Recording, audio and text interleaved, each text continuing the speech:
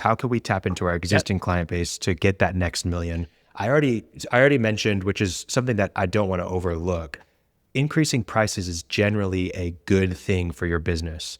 The people that value you are willing to pay that much more. Yeah. The ones that are a little bit more problem makers for you might say no, which could be a better thing for your operations in general. But most people understand that business costs are increasing, especially with inflation, and they understand that prices are increasing. And so that's one thing that you cannot overlook. But that to the side, Yeah. how can you increase revenue from your existing client base? So I think strategic and intentional. So what we do internally is we'll list our customers. And remember, we went through a series of moves a few years ago, Khalil, to thin the herd on our customer base, right? So right away we put a list together. Who are our top 10 customers? And then we look, who are the next 10? And it's true, the 80-20 rule. If you look at your top 20 customers, the majority of your business is coming from there. You might find it's even in the top 10. So we look at top 10, next 10, and then we'll look at sort of the remaining database. Not that it's not important, the remaining client base. And we have a different strategy for those three groups. So we want to be, we talk about the frequency we are seeing in front of those top 10 clients, whether it's us going to see them, whether it's them coming through town and coming to our facility, us meeting them at a show. We want to get, a lot of times there's, events like EDPA events or chapter meetings or charity stuff. We're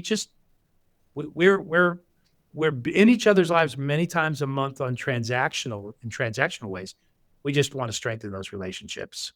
And so that's a big part of it. Most of them, if I have 5 or 6 service offerings as my core offerings, the majority of them use us for 3 to 5 of those, right?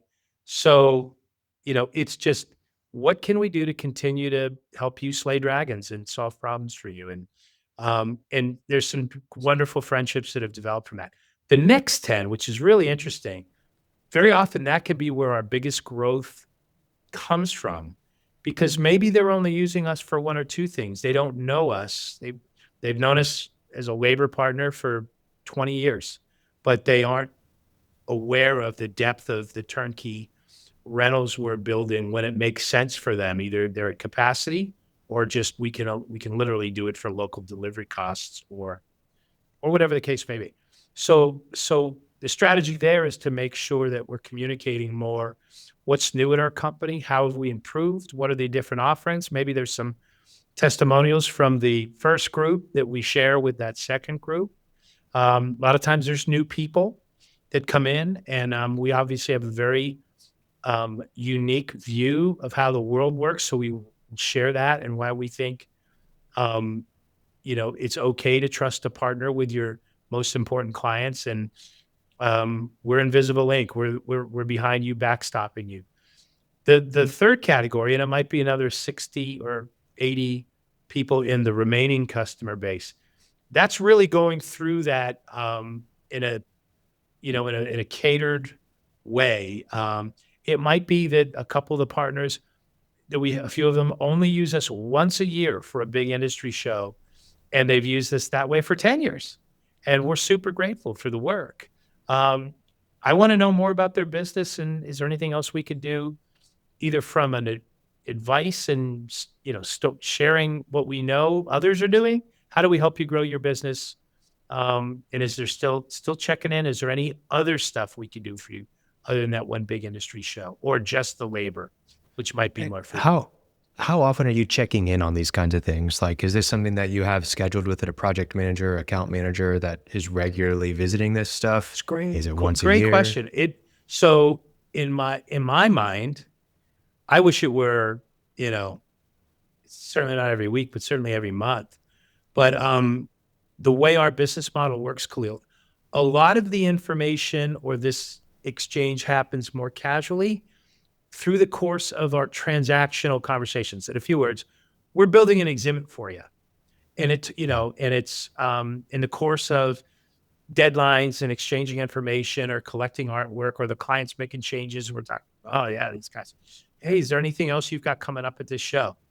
Right. Well, actually, we've got two that we're bidding on. I know ones you're working on now. These guys like to plan early, which is wonderful. But okay, is there any? How about do you want to run a couple of promotions? Got a couple of hundred custom counters that are LED edge lit. We've got light boxes. We've got there's a lot of cool stuff we have if that will help you get the attention and stuff. And they go, oh, I didn't even think of that. That's great. So sometimes it comes out in intentional or unintentional conversations as we're working on the projects. Just as my business, we don't have a dedicated, like many other companies do. We don't have dedicated biz dev or relationship manager people whose job is to just focus on this conversation. So we see a lot of partners at industry functions and events. Again, we're very active in the EDPA, Experiential Designer Producers Association community. So we're on planes going to the Texas chapter golf tournament and the Nevada and Southern Cal hockey tournament that takes place. And there's bowling, rally at the alley fundraisers in Atlanta and in Boston. So we try and hit these, and that's our time to see, more than a few of them. And sometimes that's enough, but there's always room for us to improve. You just can't go wrong spending more time in front of your clients, right?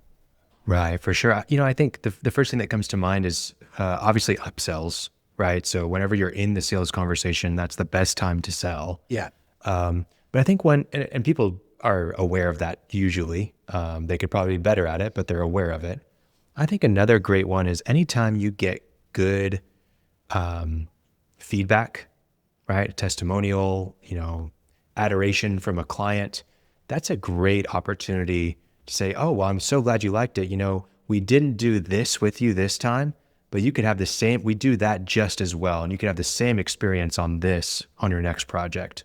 And then also, anytime you do a project closeout, it's a great time to review, hey, these are things we didn't do for you. Here's the things that we didn't, but we can next time. Yeah. Those are great opportunities to also, bring up for the next project, and just prime the opportunity for the next project.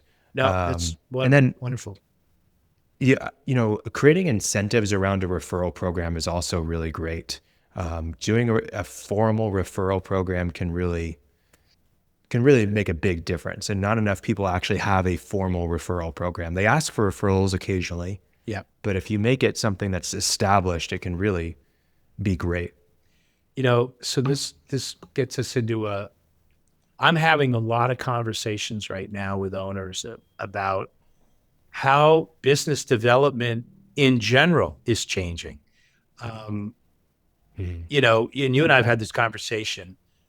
It just seems like a few short years ago, you could pay for a digital banner ad on a website, and that might generate leads. That's a dead and buried now. Google pay-per-click ads were the thing a couple of 1 or 2 years ago. And that is nowhere near yielding the results as AI has come around, and it's just changing the way people are prospecting. So the owners and business leaders I'm talking to now, they're not getting leads and generating opportunities the way they did traditionally. So it's a bit of the wild, wild west. They're hiring dedicated marketing people, and their job is to, find those intersections that their target customers are at, whether it be in social media, whether it be at events. The number one thing I'm hearing is that where's your new business coming from? Networking and referrals. And the lead time for those lucrative relationships to pay off can be 1, 2, even 3 years. I know if you were just hired as a commission salesperson, I don't know how much of that exists anymore, but that's not what you want to hear.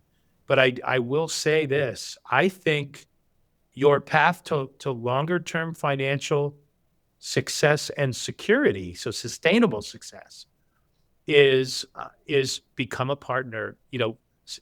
Be a subject matter expert at how business events work, where the pitfalls are, where the tactical must-dos are, and make sure you're sharing that and earn the opportunity for your company to get the business. And so whether that's happening, oh, see that? Lights out. Whether that's happening with your existing client base or it's happening in however you prospect, I think you got to look differently at how you're finding. And it's a bugaboo, Khalil, because nobody's got it figured out right now. At least not what I'm hearing. Nobody's going, oh no, we got all the clients we can handle, and we figured out how. No, everybody's figuring out the new way.